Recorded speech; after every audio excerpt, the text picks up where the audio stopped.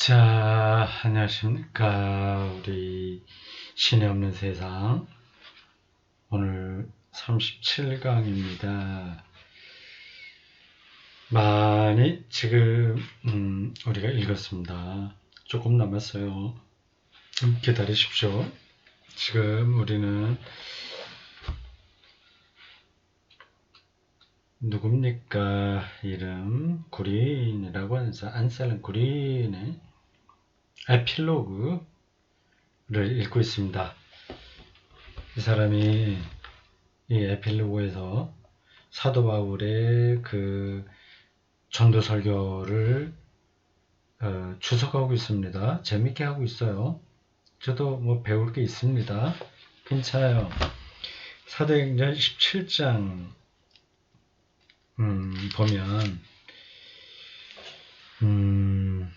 데살로니가 전도가 처음에 나오고 그 다음 이제 16절부터 아덴에서 한 전도가 나옵니다. 아덴이 아테네죠. 여기서는 철학을 하는 사람들 주로 대상으로 얘기하고 있습니다. 아레오바고 법정에서 공개 토론이 가능한 포럼이라고 하나요? 어떤 모임 장소, 거기서 한 설교입니다. 그게 알지 못하는 신에게 라고 쓴 어떤 재단을 내가 봤다는 그런 말부터 시작하죠. 그래서 이건 아주 전형적인 자연신학에 근거한 변증법적 전도설교입니다. 그러니까 철학하는 사람들, 철학은 뭐 전문적인 철학 무슨 뭐다 이제 그거라기보다도 삶의 본질을 탐색하는 사람들, 이제 그런 뜻입니다. 그런 사람들하고 대화의 접촉점이 이 바울의 이 아테네의 아레오바고에서 한 설교에서 찾을 수 있다 하는 겁니다. 거기서 설명하고 있어요. 자, 오늘 37강으로 그 설교에 대한 설명 이어집니다. 222쪽 밑에서 셋째 줄 소제목 확인하고 바로잡다. 앞에서는 더듬어 찾다. 재밌게 이걸 주석하는데 더듬는다는 거를 뭐 이 사물, 자연, 꽃, 흙 뭐 이런 거를 우리가 장님이 이렇게 손으로 더듬어서 찾듯이 확인하듯이 하나님을 거기서 우리가 더듬어서 탐색하고 찾고 경험할 수 있다. 그러면 무신론자들하고 대화가 가능하다. 이제 그래서 범실론적인 거를 얘기했어요. 자, 그럼 복잡하니까 접어두고 이 대목 봅시다. 이 모든 사상은 그리스 철학자들의 견해를 확인하는 동시에 이 모든 사상이라고 하는 건 그 세상 사물에서 신적인 것을 경험하는 거죠. 또한 바로잡는다. 여기까지는 무신론 사상가들도 동조했을 것이다. 그렇죠. 이 사물에 신적인 속성이 들어있다. 범신론적인 것은 무신론자들도 뭐 부정하지 않죠. 시인들도 어떤 면에서는 다 이런 범신론자들입니다. 예술가들도 그렇고요. 누가는 무신론자들과의 대화에서 관심을 불러일으키는 데 성공한다. 가능하죠. 그러나 무신론자의 사상을 받아들이되 그들에게 자신을 따라야 한다고 강요하지 않으면서 눈에 띄지 않게 그들을 다른 차원으로 데려간다.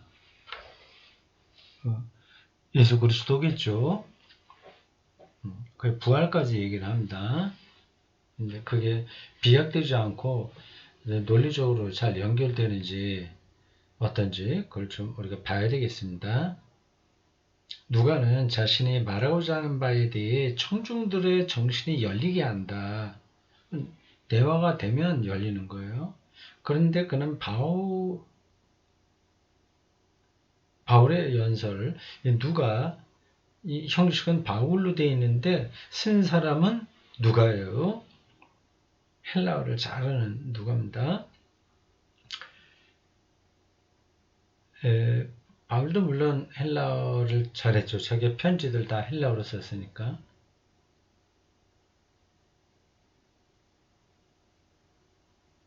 그 당시가 로마가 지배하고 있을 텐데 왜 다들 헬라어로 썼을까요? 그 라틴어, 그러니까 로마어로 쓰지 않고 심지어 뭡니까? 로마에 있는 기독교인들에게 보내는 편지도 헬라어로 썼잖아요.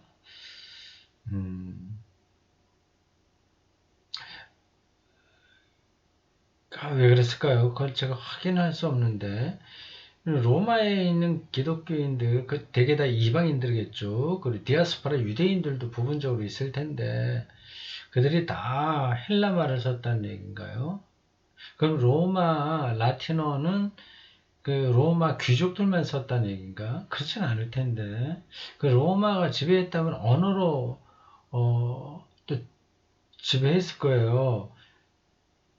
지금 이제 영어를 많은 나라에서 쓰듯이 라틴어가 점점 많이 쓰일 텐데 아직 그때까지는 완전한 정치적으로만 로마가 지배했지 문화적으로는 여전히 그리스가 더 힘이 있었는지 모르겠습니다. 그리스 문화가요. 뭐 이건 중요하지 않은 얘기겠습니다.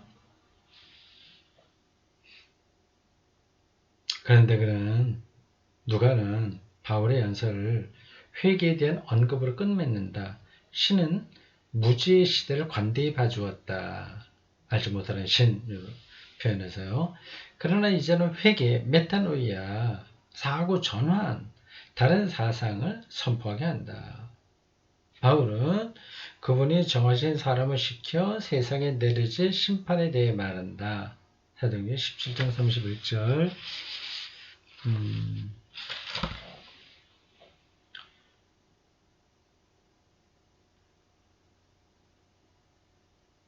또한 죽은 자들 가운데서 그를 다시 살리심으로써 모든 사람에게 이에 대한 확신을 주셨습니다. 이런 사상은 청중들에게 낯선 것이다. 당연히 그랬을 거고 앞에 것까지는 바울의 말에 귀를 기울일 수 있는데 이 대목에서는 이제 전환이 되니까 낯설죠. 회개에 대한 연설도 그렇겠지만 부활에 대한 복음은 정말 더욱 쇠기의 경읽기다. 하나님은 부활을 통해 예수를 심판자로 앉혔다. 이것은 사도행전의 여러 연설에서 거듭 나타나는 사상이다. 그런데 청중들을 예수의 부활에 대한 복음을 죽은 이들의 소생과 연관시킨다. 다시 한번 청중들은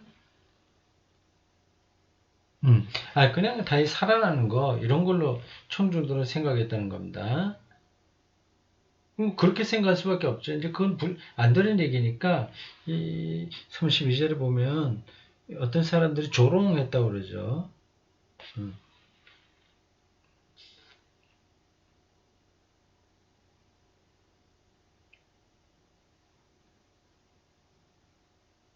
예수 부활에 대한 복음을 죽은 이들의 소생과 연관시킨다. 원래 부활은 소생은 아니에요. 여기에서 그리스 철학 학파들은 어려움을 겪었다. 에피큐로스 학파의 경우에 죽음에 대해 숙고할 필요가 없다. 그렇죠. 그거는 죽음과 삶이 하나니까. 살아있는 한 죽음은 존재하지 않기 때문이다. 그리고 죽음이 찾아오면 우리는 더 이상 존재하지 않는다. 에피큐로스 학파, 이런 논리는 뭐 여러 데서 얘기했죠. 살아있으니까 죽음에 대해서 걱정할 필요 없고, 죽음은 뭐 우리가 더 이상 살아있는 게 아니니까 또 죽음 두려움도 없다. 죽음을 아예 생각하지 않는 거죠. 에피큐로스 학파 철학자들은 죽음 후의 삶을 상상하지 않는다. 또한 뭐 사두교파도 그랬죠. 유대교회. 또한 죽음 후에 대해 숙고하지 않는 것은 스토아파 철학자들도 마찬가지다. 그건 일리가 있는 얘기예요. 우리도 삶이 이렇게 지금 연장된다고 생각하는 건 아닙니다. 이건 참 기독교의 부활 사상은 어려워요. 뭐 쉽기도 하고 어렵기도 한데 인식을 바꾸지 않으면 이게 이상하게 들립니다.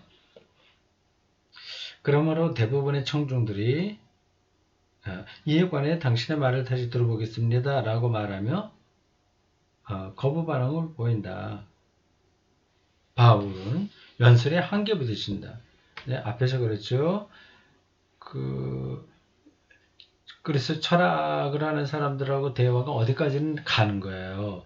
근데 거기서 기독교의 특성, 예수 부활, 심판, 회개 이런 걸로 가게 되면 이게 비약돼 버리니까 좀 쉽지 않다. 그걸 어떻게 잘 하나 좀 관심이 있다 얘기했는데 뭐 그걸 바울은 거기까지는 바울이라기보다도 바울의 연설을 전하고 있는 누가가 그거를 그렇게 잘 성공적으로 지금 말하지 못하고 설명을 못하고 있어요.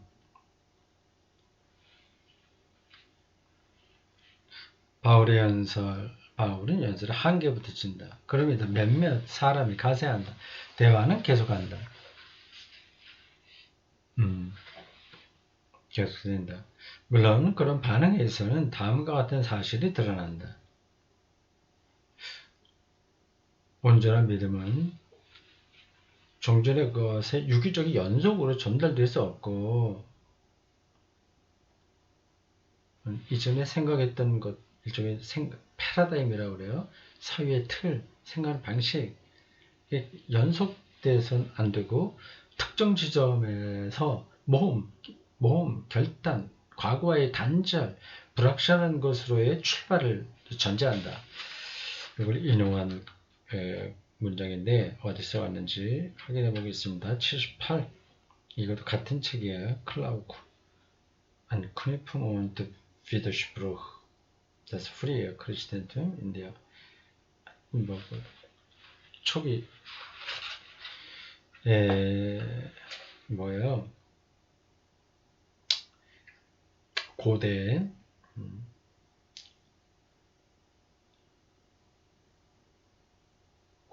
다종교 시대 세계 고대 다종교 시대의 초기독교에 대한 이야기입니다.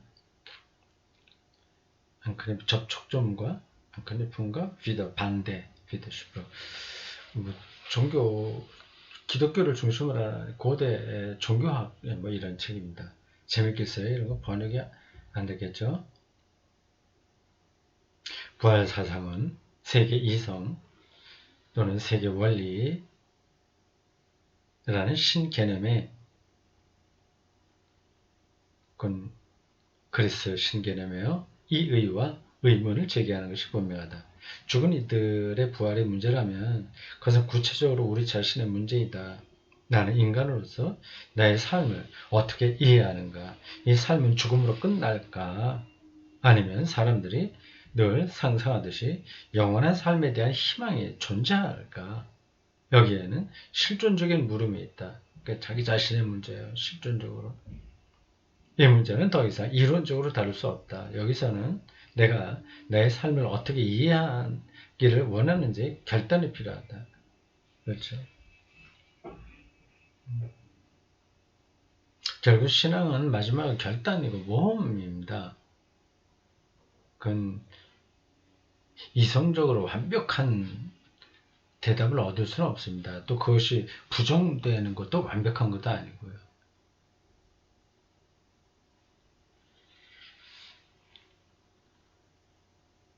다음 소제목, 광범위한 이해에 대한 희망. 광범위한 이해. 누가는 아뢰하고 연설로 큰일을 해낸다. 참 그렇죠. 그런 연설문이 남았다는 것은 우리 기독교의 굉장히 소중한 자산입니다. 그리스도인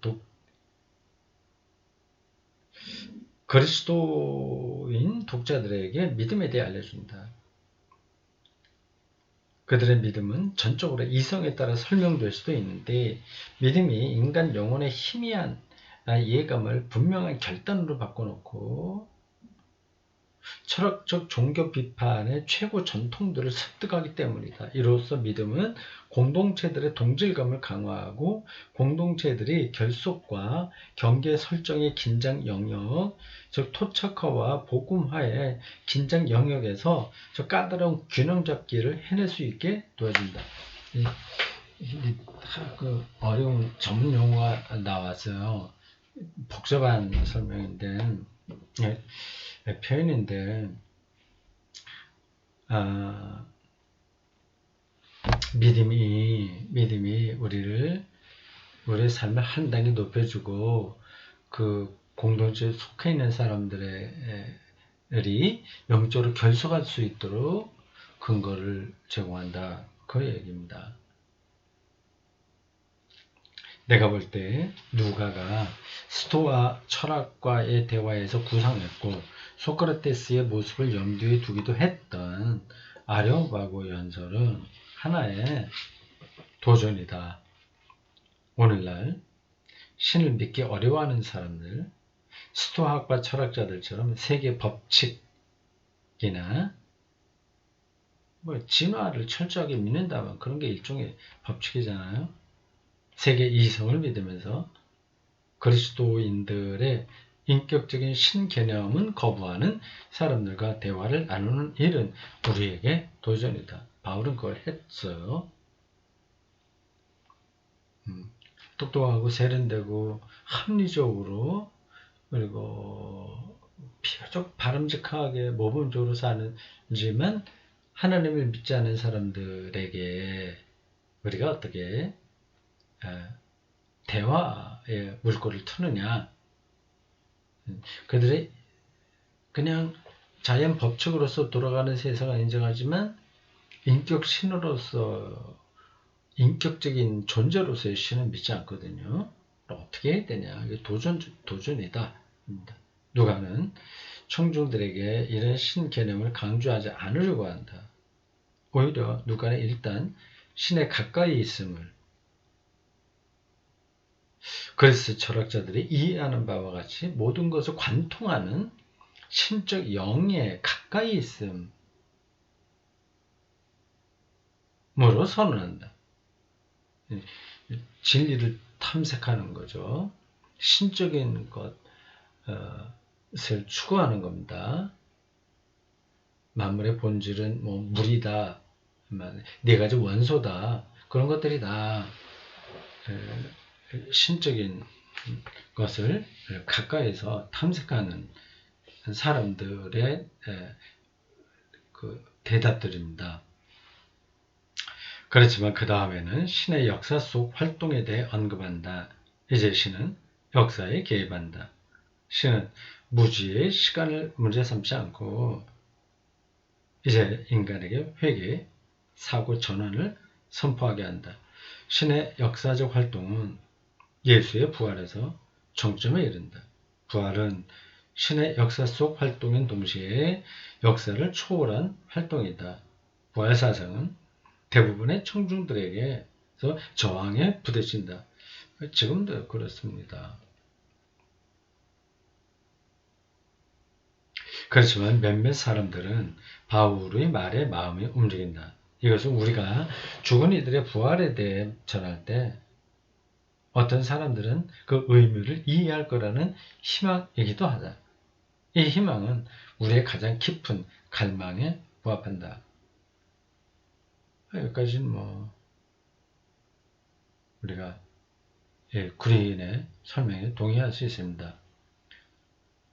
근데 누가가 바울의 입을 통해서 전하고 있는 그 부활의 실체가 뭐냐, 그걸 어떻게 무신론자들에게 설득시키냐 하는 거는 직접적으로 다루고 있지 않아요.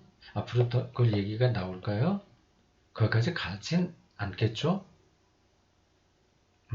모르겠습니다. 좀 더 봅시다. 바울의 연설에 대한 스토아학파와 에피크로스학파 철학자들의 부정적 반응을 볼 때마다 나는 칼 융의 성찰을 생각하지 않을 수 없다. 융은 자신의 심리학자로서 죽음 후의 삶이 있다고, 즉 부활이 있다고 표명할 수 없다고 말한 바 있던 말을 이렇게 비비과. 융은 부활을 부정했다는지 믿을 수 없다고 말했다는 거 아니에요. 이렇게 돌려서 얘기해요. 하지만 심리학자로서 영혼의 지혜에 대해서는 안다고 했다. 영혼의 지혜.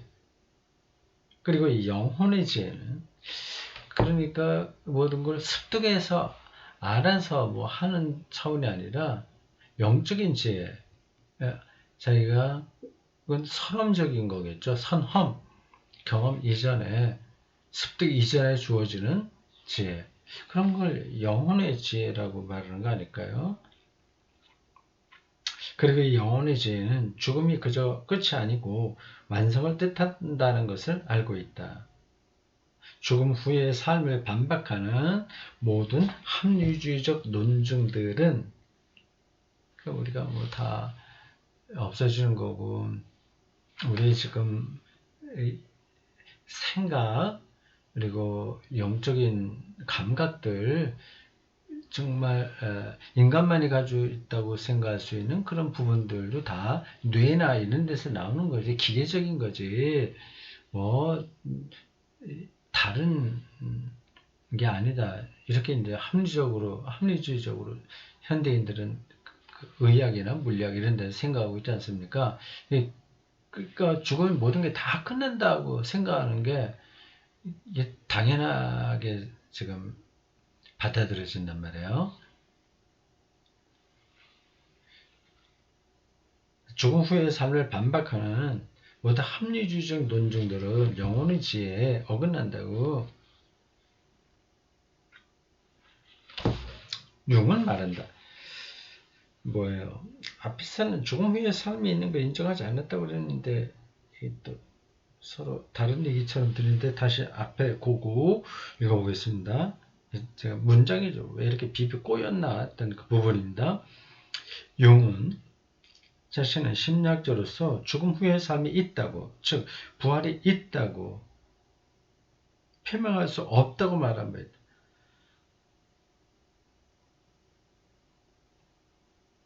이건 맞죠? 아까 제가 말을 한 거예요. 영혼의 지혜는 있다고. 아이고, 이거는 그냥 지나갑시다. 영혼의 지혜에 어긋나는 사람은 초조해하고 불안해하며 신경질적이다. 부활의 믿음에 대해 그저 합리주의적으로 반박하는 태도는 어쩌면 오늘날도 사람들을 불안하게 만들 것이다. 그들은 삶을 꽉 채우려 하며 아무것도 놓치지 않으려고 한다. 부활에 대한 믿음은 우리를 태연하고 평온하게 해줄 것이다. 부활이 그럼 우리 심리적인 안정, 뭐 그런 동기일 뿐이라는 건가? 그렇게 되면 곤란하죠. 그러나 물론 무신론자들과 대화를 나누며 부활에 대해 숙고해야 하는 과제, 부활의 무신론자들의 가장 깊은 갈망에도 부합하게 해석해야 하는 도전 과제는 그대로 남아있다. 자, 그럼 그 정도로 하고 부활 됐습니다. 그 다음 소제목 시대의 정점에서 오래돼 있고 다시 대화의 주제들 이렇게 또 옆으로 나가는 부제가 되어 있습니다.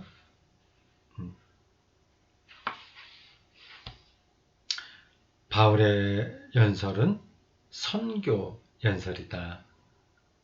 특히 믿지 않는 사람들에게, 믿지 않는 사람들에게 하니까 선교죠. 선교 연설이다. 뭐 선교 연설 말고 뭐 다른 게 또 있나? 이렇게 질문하시겠죠. 뭐 호교론적 연설도 있고요. 믿는 사람들에게 하는 그런 설교도 있고,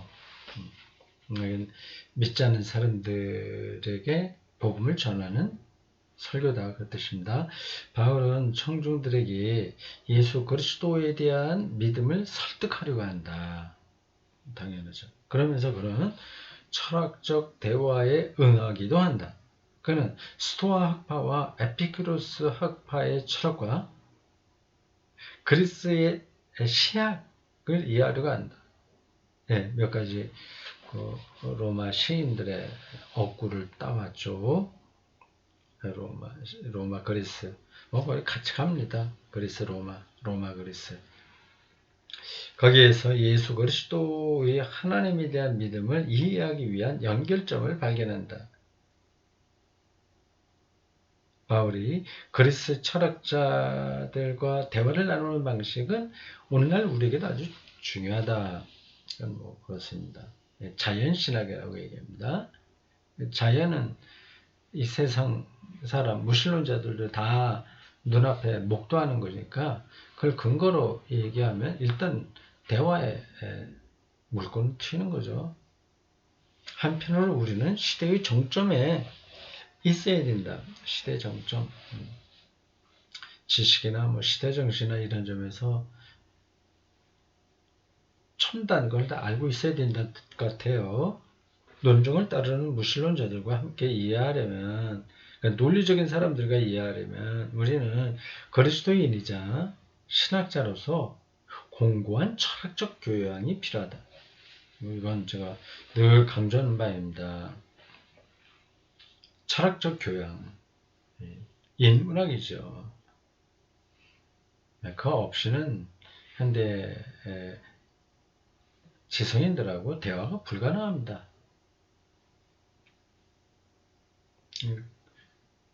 그리고 그 대화 불가능하더라도 교회 찾아오는 사람들에게 복음만 잘 전하면 되지 않냐 얘기할 수 있는데, 교회 나오는 사람들과도 이런 준비가 안 되면 대화가 안 되는 거죠. 대화가 안 된다는 것은 설교가 어필하지 못한다는 겁니다.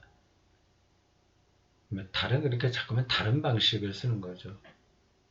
삶에 대해서 이렇게 막 단도직입적으로 그 문제를 붙들고 씨름하지 못하죠.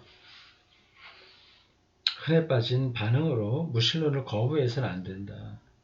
믿음이 없어서 그래야 이런 식으로 하면 안 되죠. 무신론을 이해하려고 해야 된다.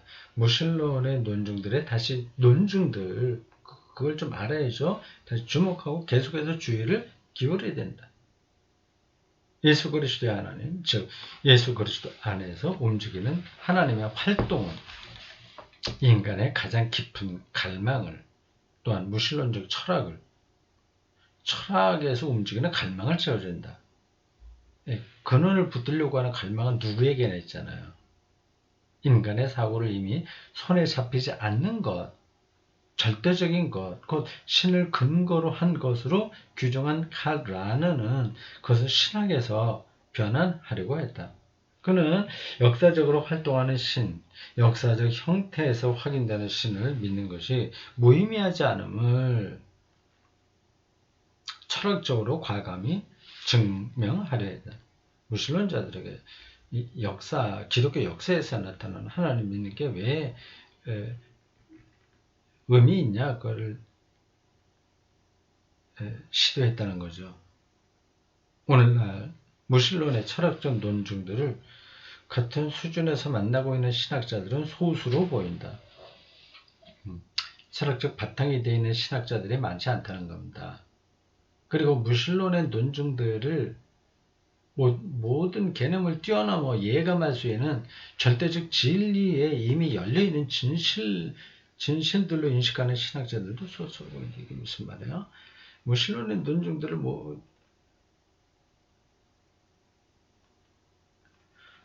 이게 조금 그러네.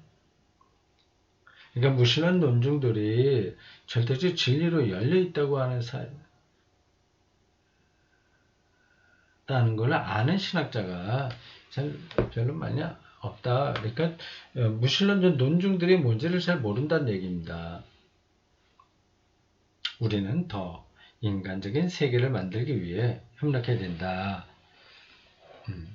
더 큰 신비로 나가는 길을 함께 걸어가야 된다.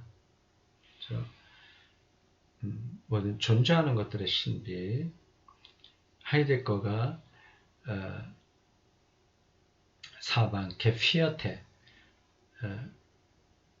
그런 걸로 사물의 신비를 말했듯이 그런 게 뭔지를 알아야 대화가 이제 가능한 거죠. 하늘과 땅과 거룩한 것과 죽을 자들 뭐 이런 것들의 해합으로서의 사물 이런 거요. 이제 그러한 철학적 어떤 사유 또 그러한 통찰은 하나님 만드신 세계를 더 정확하게 알게 해주고 그것에 들어있는 그 신비한 하나님의 손길들을 실질적으로 느끼게 해주는 겁니다. 그게 하나님의 말씀을 설교할 설교자들이 얼마나 중요한 거겠어요. 맹탕이야. 전혀 그것에 대한 게 없어요. 그냥 뭐 무용담이나 얘기하고 간증이나 하고 그냥 강요만 하고 협박만 하고 이런 식으로 하니까 깨어있는 기독교인들이 어떻게 교회에 가서 앉아 있겠습니까? 이를 위해 나는 바울의 아레오바고 연설과 관련하여 신앙인과 불신앙인의 마음을 동시에 움직이는 주제들, 우리가 숙고해야 할 주제들을 살펴보려고 한다. 이제 아레오바고 그 설교를 개론적으로도 설명을 했고, 이제 핵심적으로 신앙인과 불신앙인 사이에서 서로 대화가 될 수 있는 중요한 주제들을 말한다고 하네요. 이제 본론이 나오는 거네요. 기대가 됩니다. 기대가 돼요. 자, 일단은 오늘 여기까지 하겠습니다.